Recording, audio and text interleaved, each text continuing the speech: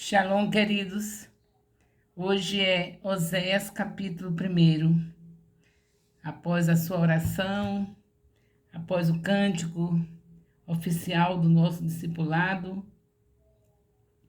vamos agora começar com o capítulo 1 de Oséias.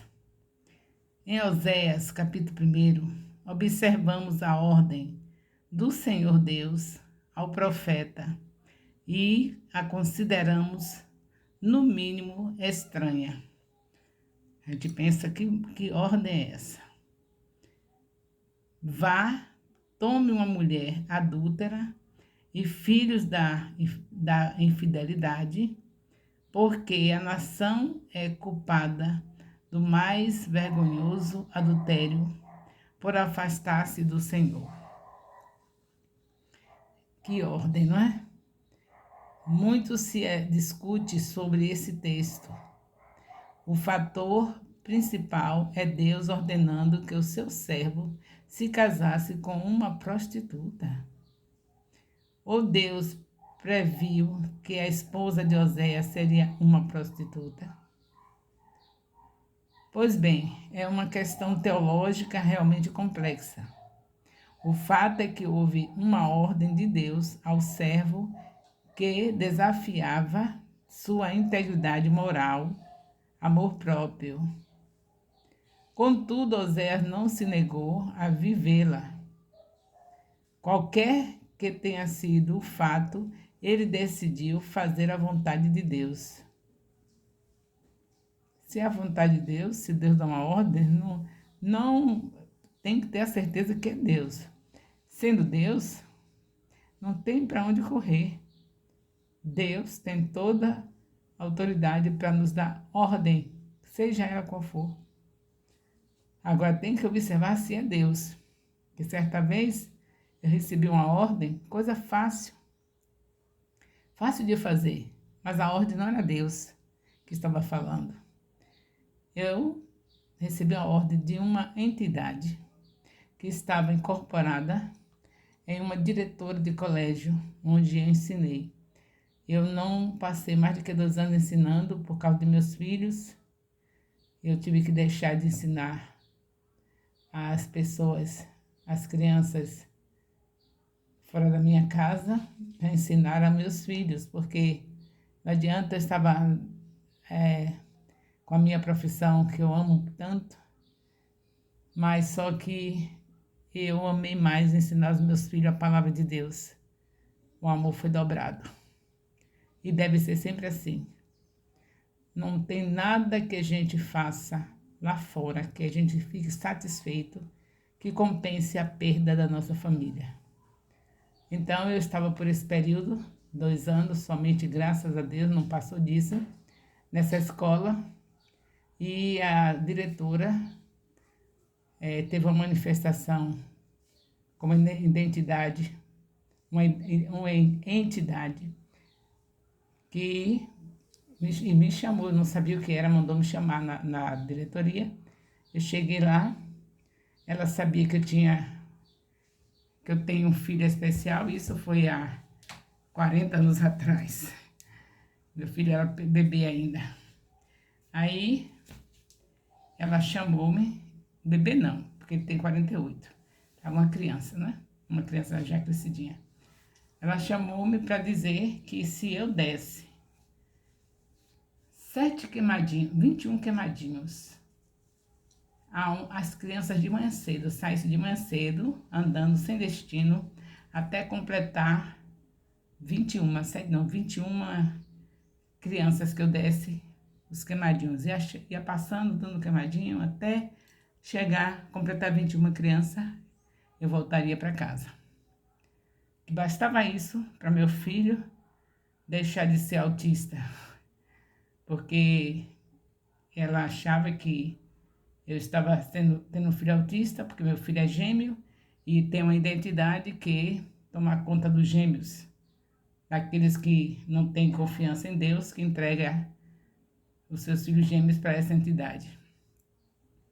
Aí eu fui para casa pensando assim, é uma coisa fácil. É coisa fácil, não vou fazer mal para ninguém, isso é dar 21 queimadinhos e pronto, voltar para casa.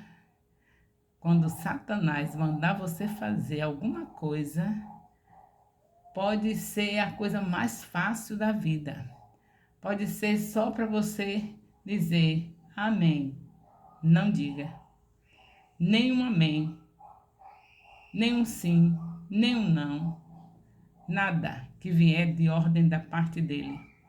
Agora, se for da parte de Deus, seja o que for, se tiver certeza que foi Deus, nem se negue a fazer. Quem somos nós? Nós somos comprados pelo sangue de Jesus. Se você já aceitou Jesus, você é comprado. Ele nos redimiu, é o nosso redentor. Era para sermos escravos e ele nos adotou como filhos de Deus.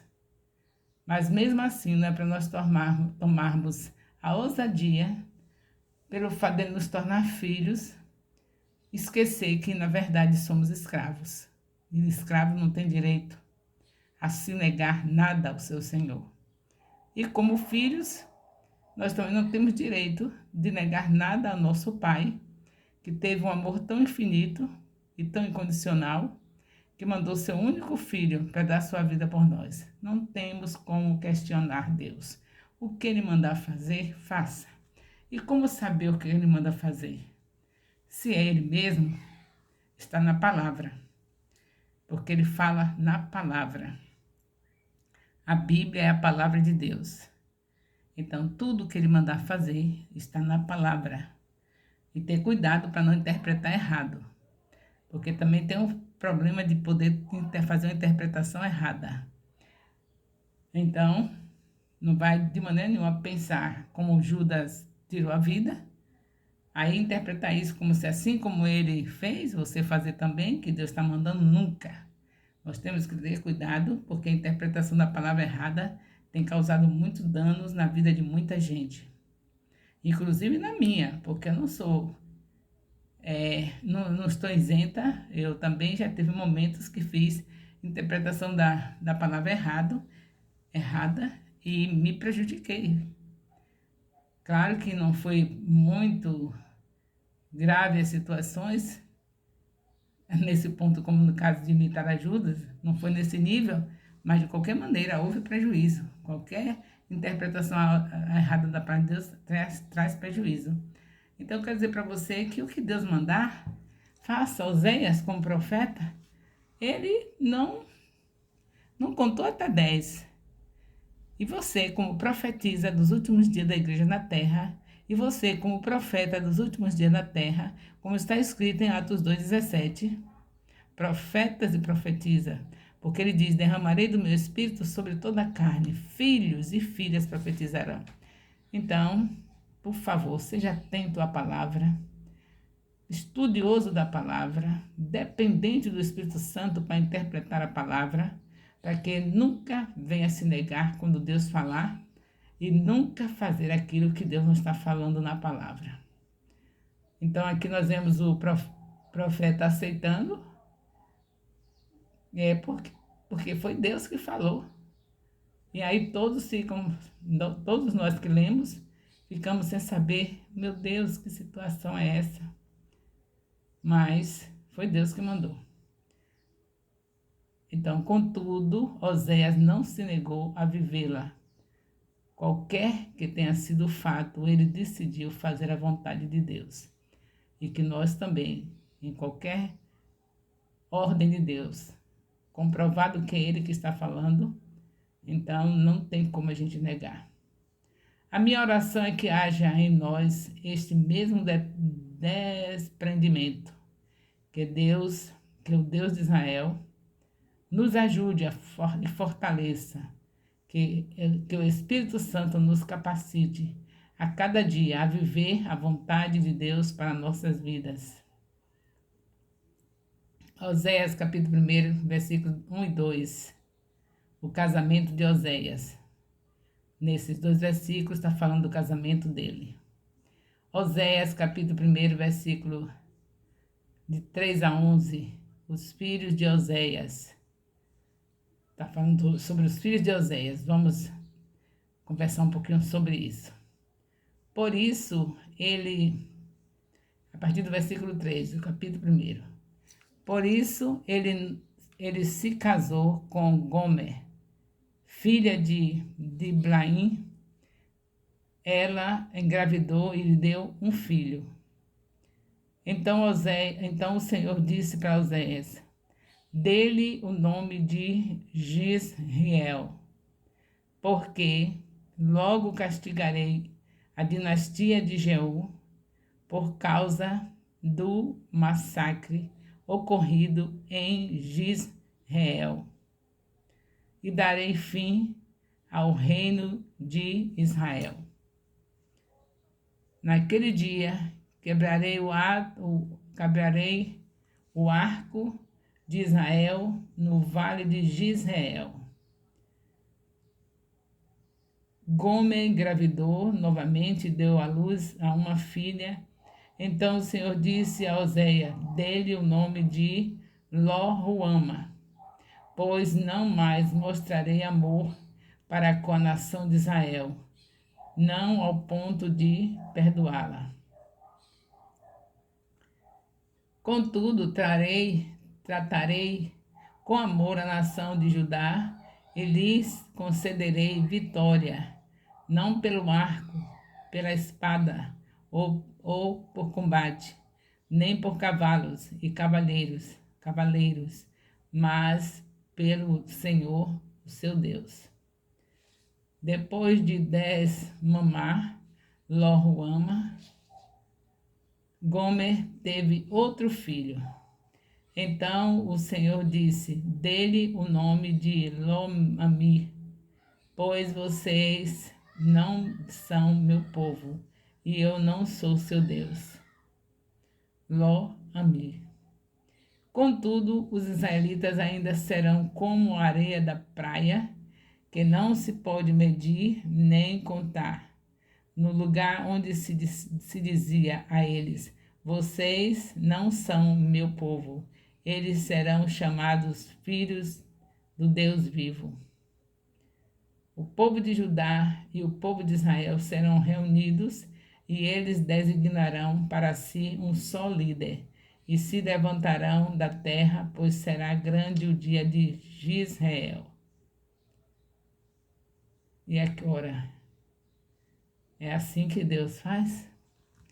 E aí, às vezes, a gente passa por situação, nós, os profetas e profetisas dos últimos dias da igreja na terra, os últimos dias, quer dizer, desde o dia que Jesus subiu, foi assunto aos céus, começaram os últimos dias para nós. E o Espírito do Senhor foi derramado, a igreja foi inaugurada.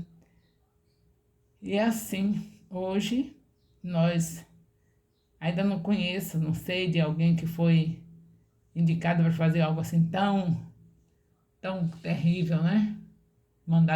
Deus mandado fazer. Mas todos sabem que todos os profetas e profetisas dos últimos dias têm situações difíceis que passamos por causa do povo que estão na nossa frente. Porque aqui o profeta estava passando por isso, porque ele estava sendo profeta daquele período.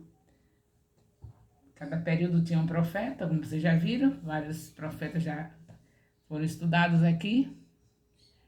Mas hoje, naquele período foi porque o profeta Oséias estava naquela fase onde Israel precisava ver o quanto ela foi longe se prostituindo, e Deus queria que eles vissem, que o profeta visse a dor e o povo visse também a dor que ele passa, na linguagem nossa, né? Porque Deus é inabalável, mas ele ama, e a gente diz assim, a gente não sabe descrever como falar, a gente diz assim que a dor, ou seja, quando Deus olha e vê o seu povo assim, não é dor como a nossa, que ele é Deus, mas é algo muito forte isso. E ele queria descrever isso na vida de Oséias e sua esposa. Ele casado com uma prostituta para mostrar, era a figura de Deus casado com uma prostituta, porque Israel era uma prostituta espiritual. Ela se mantinha em relacionamento com deuses de todos os tipos e continuava com Deus. Ela não queria abandonar Deus. Quando perguntasse quem é o Deus de Israel, é o Deus de Abraão, de Isaac, de Jacó. Mas quando fosse ver, eles estavam com os ídolos, adorando daqui e daquela. E aí, Deus representa a situação dele pelo profeta. Às vezes o profeta sofre coisas hoje também, que é para poder o povo ver. Por exemplo, uma pessoa, eu vou dar um exemplo, e tem outros também, mas eu gosto de dar um exemplo porque eu estou no dia a dia com vocês. É um exemplo, eu tenho um filho especial, o Eliseu, ele é autista, tem 48 anos. Desde que Eliseu nasceu, que eu não sei o que é descanso durante o dia, de parar para ficar despreocupada, porque eu me acostumei desde o tempo que ele era agressivo, que foi até a idade de 37 anos, mais ou menos, 37, 36 anos, ele era agressivo. A partir daí ele tomou medicamento e, graças a Deus, o primeiro medicamento que tomou já mudou a história dele. E com as orações também, os jejuns, Deus tem feito dele uma pessoa que, olhando assim, se não tiver bem entendimento sobre autista, vai pensar que ele nem é autista. Mas por que Deus permitiu isso? Deus já sabia que eu ia estar na frente de um povo, mesmo sabendo que eu estou num tempo que todos têm o Espírito Santo, mas Deus sempre quis a hierarquia e pega quem Ele quer para colocar na frente do povo, mesmo sabendo que o povo também tem o Espírito Santo. Mas Deus gosta de fazer isso. Sempre deixou apóstolos, pastores, bispos, missionários na frente do seu povo. E Deus sabia, e sabe tudo, que se eu não tivesse uma situação dessa, o que seria de mim?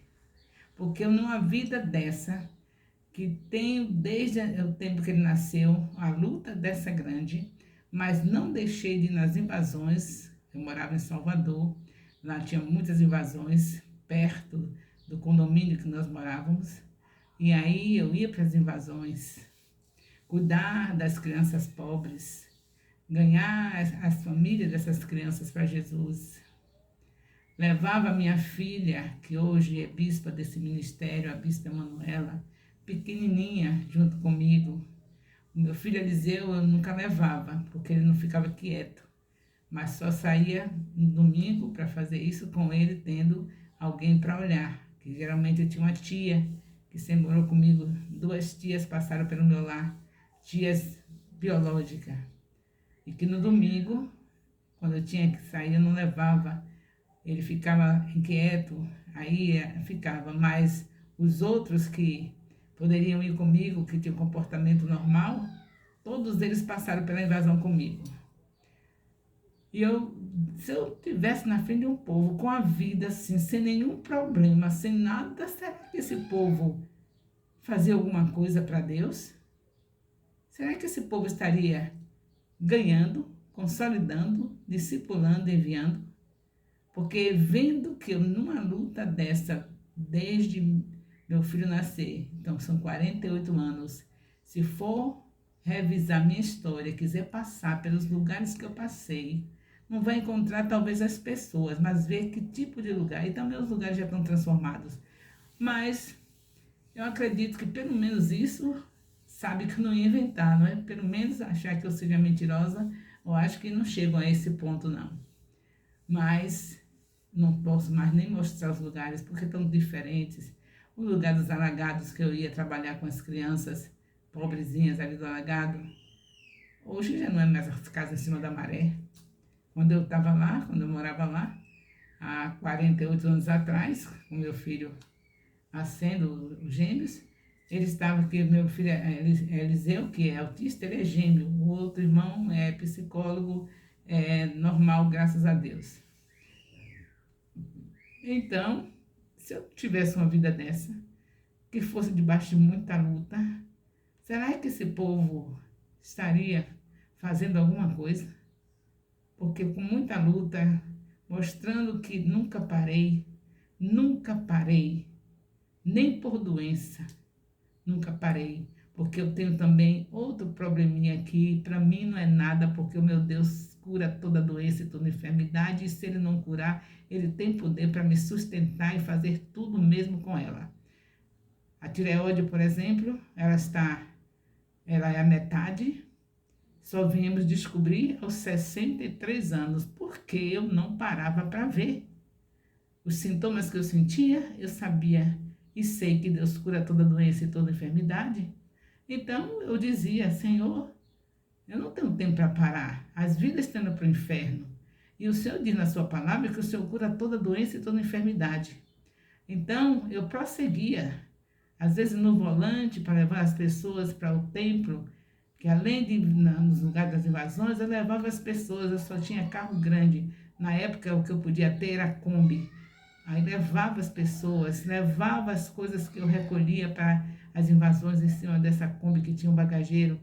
Essa luta toda, com um filho excepcional, com a metade da tireoide, que eu não sabia que era isso, mas só sabia que eu só vivia tendo problemas seríssimos, às vezes até no volante. Mas acredito que eu nem falava para ninguém que eu tinha crises no volante, porque eu sei que o meu Deus, Ele tem poder para desfazer todas as obras do diabo. Quem queria me impedir era Satanás. Aquelas crises que eu dava no volante é para que eu parasse. E eu sabia quanto era útil aquele transporte para levar colchão, os objetos que aquelas pessoas precisavam, dormindo no chão, em cima dessa Kombi, no bagageiro da Kombi. E as pessoas que eu transportava, eu não podia parar. E confiar em um Deus que é o dono da obra, se Ele é o dono da obra, e se Ele diz, busca o meu reino em primeiro lugar, eu sabia que Ele não é infiel. Se eu estava buscando o reino dEle, eu tinha tempo para parar? Quem é que está buscando o reino que tem tempo para parar? E quem pode duvidar de que Deus sustenta? Se Ele está vendo a pessoa na obra dEle? E se por acaso Ele não sustentar? Tem algum problema você morrer fazendo a obra dEle? É com Ele, só faz se Ele quiser. Se Ele quiser, leva a si mesmo, fazendo a obra. Mas você acha que vai perder alguma coisa que morre fazendo a obra do Senhor? Então minha confiança é essa. Eu estou fazendo a obra do Senhor e eu não posso parar.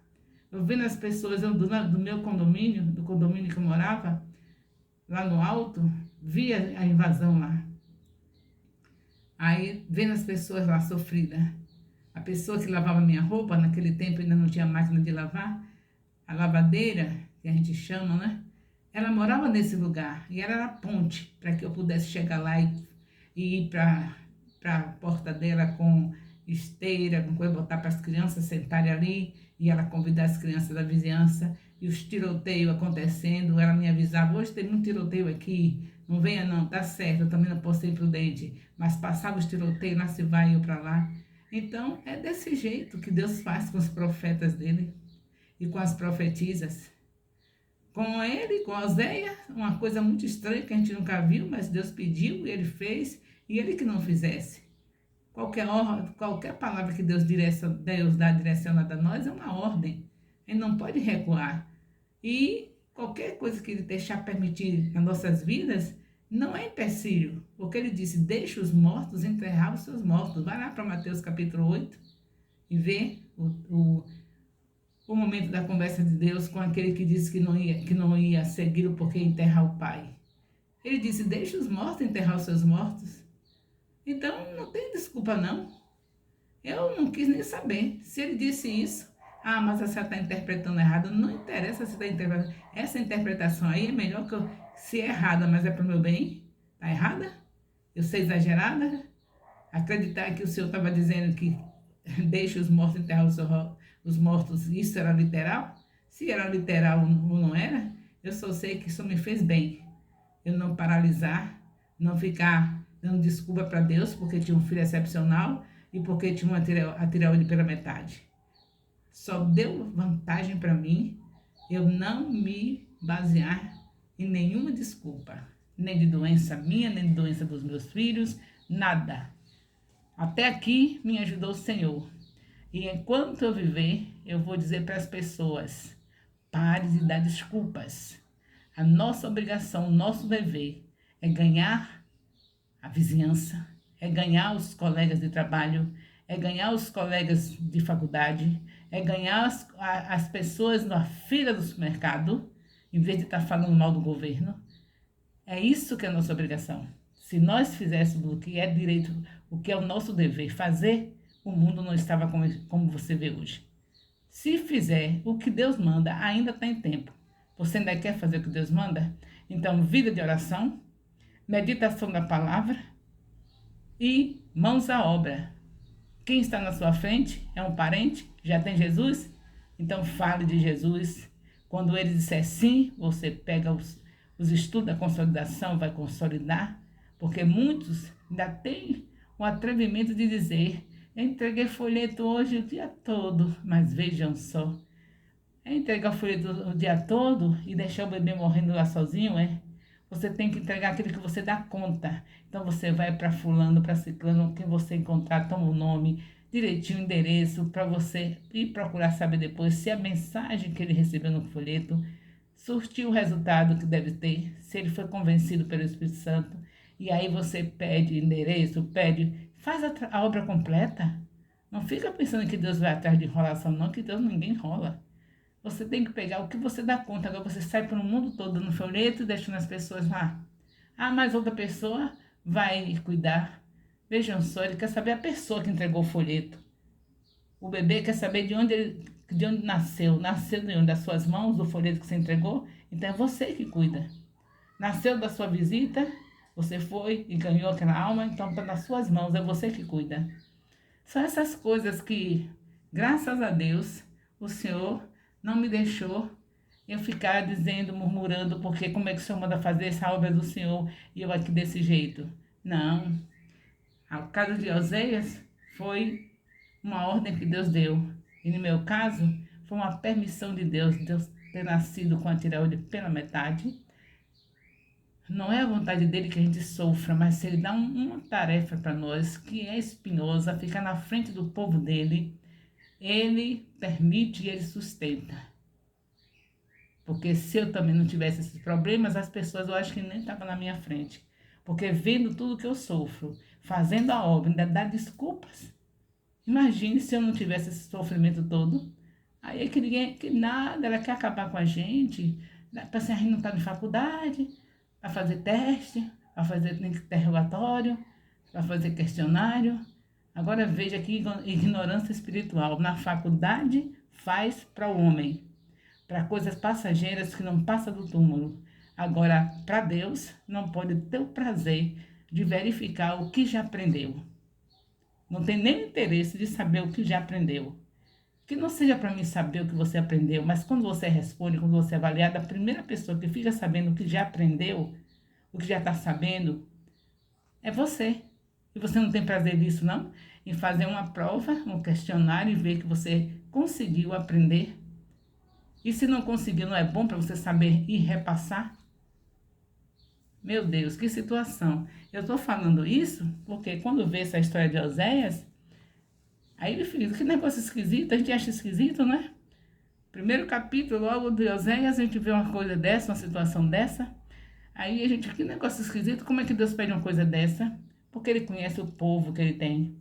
Oséias passando por isso tudo, sofrendo por amor ao Senhor, com essa mulher desse jeito, para o povo entender que precisava seguir o que Deus falava, atender, a obedecer, porque o profeta estava mostrando a situação do que eles estavam fazendo com Deus, para ver se eles tinham um sentimento de, de, de dor pelo que Deus estava passando. Porque Deus, na verdade, ele não sente dor, mas o povo precisava sentir dor por saber que estava traindo o seu Deus, aquele que começou com promessa de uma terra prometida, só querendo fazer o bem, escolhendo, sendo eles um povo especial. E Deus queria que eles vissem o que ele estava sofrendo.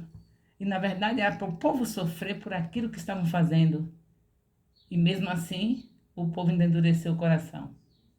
E você comigo também. O povo ainda endurece o coração. Ainda fica achando que eu estou colocando coisa demais para fazer. Que coisa demais estou colocando para fazer? A pessoa ter o prazer de ver o que foi que aprendeu. Isso se faz até com outros, até brincando. Às vezes a pessoa faz brincadeira só de um quebra-cabeça, disso, assim, para poder se divertir, ver o que alcança, o que conseguiu dominar. E, no entanto, a palavra de Deus a gente quer deixar assim, basta ouvir, sabe? Já ouvir já é bastante. Ouvir, aprender. Querem ouvir sem compromisso. Quando se perguntar o que foi que você aprendeu, não sabe. Com a palavra de Deus, não tem prazer de saber o que aprendeu.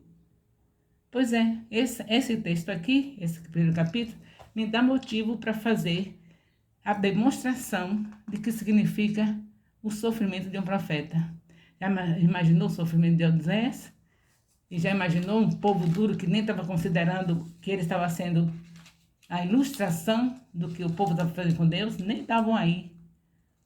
Graças a Deus, eu ainda tenho algumas pessoas que ainda entendem que se eu posso fazer, viver numa situação dessa, se eu posso ficar nas madrugadas gravando vídeos, durante o dia gravando vídeos, então eles também podem tirar um momento para ouvir os vídeos, para fazer o comentário, colocar o nome do discipulador, responder o questionário e enviar para mim. Graças a Deus que tem aqueles que ainda estão com o coração, já estão com o coração triturado, porque a palavra é como um martelo que tritura a pedra. E que pedra é essa? Os corações.